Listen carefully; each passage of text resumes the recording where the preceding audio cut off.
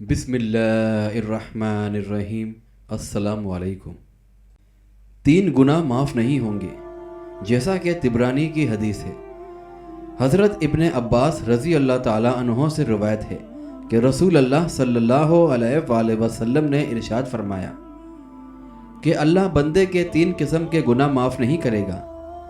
ان گناہوں کے علاوہ جس قدر گناہ ہوں گے ان کو معاف کر دے گا، لیکن ان 3 گناہوں کو کبھی معاف نہیں فرمائے گا۔ نمبر 1، اللہ کے ساتھ کسی کو شریک ٹھہرانا۔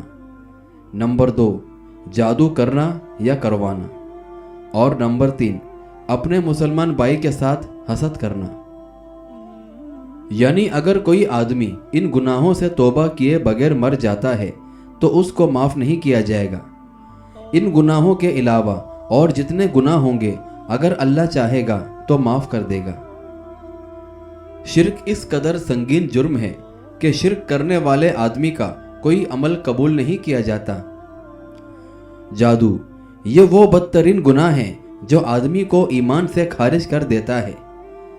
حسد، یہ ایسا زہریلا گناہ ہے جو آدمی کے سالہ سال کی تمام نمازیں، تلاوت، صدقہ اور دیگر عبادات ایک لمحے میں برباد کر دیتا ہے۔ لہٰذا ان گناہوں سے بچنے کا اہتمام کیا جائے۔